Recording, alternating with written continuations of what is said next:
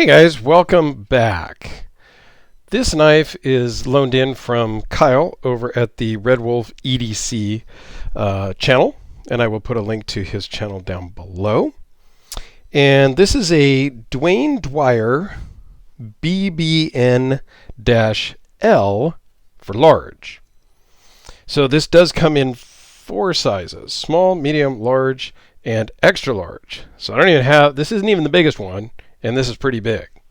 So let's just dive right into the specs, and then we'll talk a little bit about Diane and some options.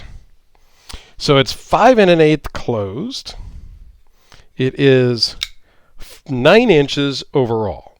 And we'll just get this out of the way right now. It looks very Strider-ish. Well, that's because Diane and Mick Strider were partners back in 1992 when they opened Strider Knives. And then midway through the 2000s, they split in a friendly, way. They both had different directions they wanted to go. So they kind of went their own ways, and there you go. So this is the culmination of all of that, with Diane coming out with his own line of stuff. But again, there's a lot of influence there. So the blade is 3.92 inches, a 3.1 inch cutting edge. This is CPM 3V, as you will see over here on the back side, and we'll zoom in here in a second. The blade thickness is 0.163. Overall thickness is 0.525. Runs on phosphor bronze washers and is 6.5 ounces. Some people may think that's on the heavier side, but it's really not that bad. It carries very well. So let's zoom in here, and we'll take a look at this Tonto style blade. Generous front finger choil. I actually like the way he puts the name in there, probably with like an electric pencil or something. He also does that with CPM 3V on the backside. It's hand detail. It's not stamped in by a machine and all of that. So I appreciate that. Titanium anodized scales. Blued hardware. The standard, one hole pocket clip with an indexing hole here, so that even though it's got just only one screw, it's not going to pivot, because it's got this tang that goes into that hole there, which is a very nice touch. Nice pivot. Barrel spacers. All in all, a really well done knife.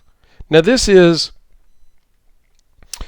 I think Kyle is the 3rd owner, if I'm not mistaken. And this knife does have a bit of a problem. So there is a little bit of, which I don't know if you'll be able to hear. There's a little bit of blade play, because the lock bar has unsprung itself a little bit. So it moves. See if you can see that.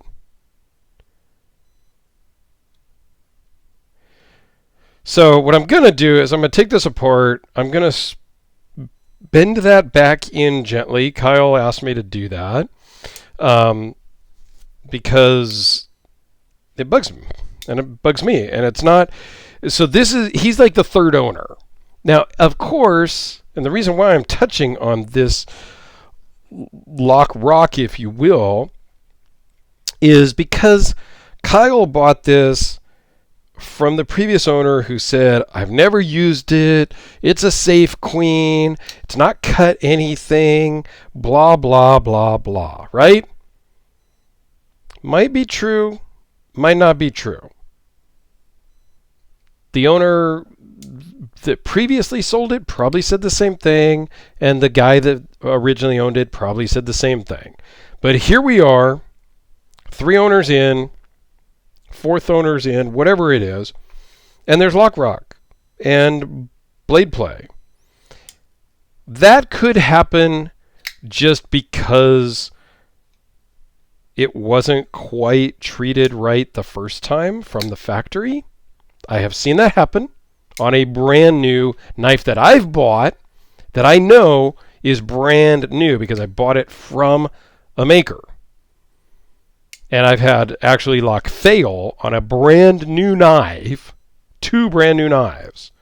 One, the day I got it, because I was kind of monkeying with it and going like this, and it failed, and it dang near cut my finger off with a big .260 blade. I'm not going to name names, but okay. And then another knife from same maker I bought brand new. It literally was a safe queen because I just didn't carry it. I bought it for a specific reason, and it did just kind of sit around. Carried it once or twice.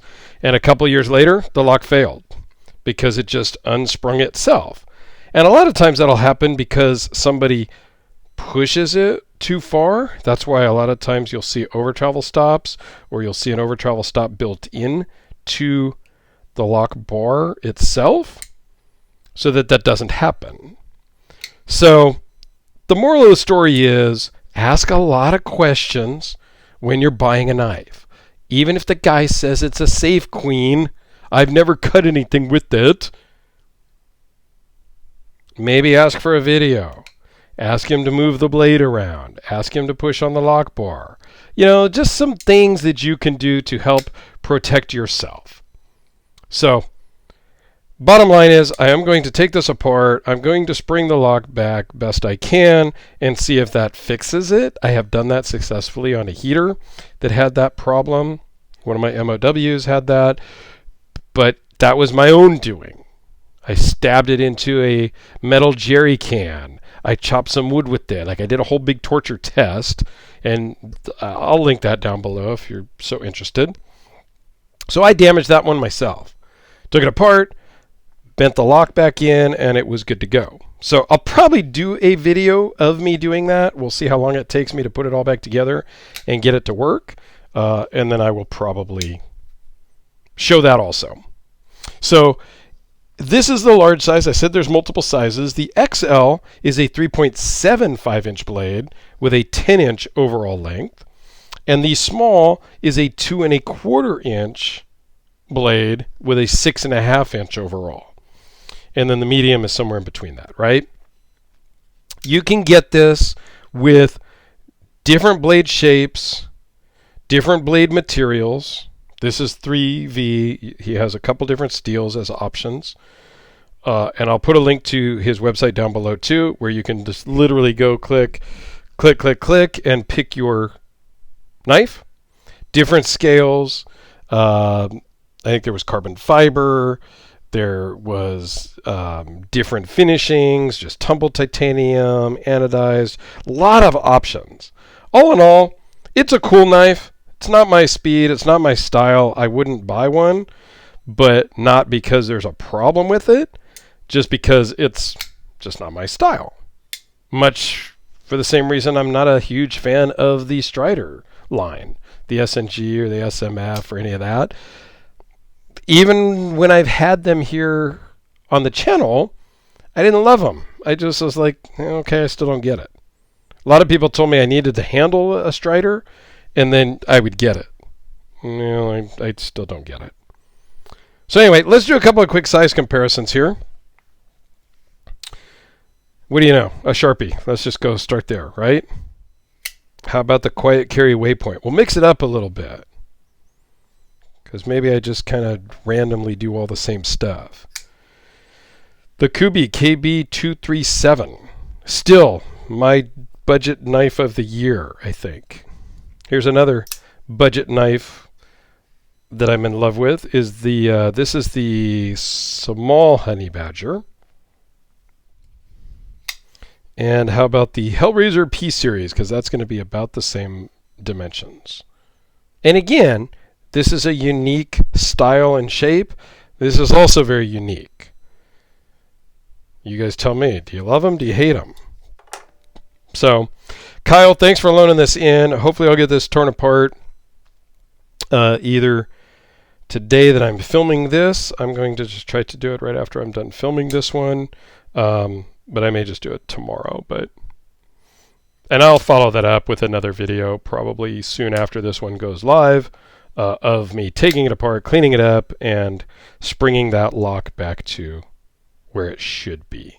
And hopefully we'll be able to fix this for Kyle before I send it back to him, because that's always kind of cool to send a loaned-in knife back to the owner in better shape than it was when it came in. I certainly don't want to send it back in worse shape, because that would be bad. That happened once. Well, it didn't happen once. I did have a scratch on one from Alex, and I was able to buy him another one, and it was no harm, no foul, because I bought a brand new one and replaced it. So, yeah, lessons learned on that one. But, yeah, you don't want to send something back in worse shape than it is. So this is good karma points if I can send it back in better shape than when I got it. So, thanks for watching, everyone. This is, again, the Diane Dwyer BBN-L for large from Kyle over at Red Wolf EDC. Thanks for watching, everyone. I greatly appreciate it. And stay tuned for the video, the disassembly and repair video. And as always, come back and see me tomorrow. Thanks, guys.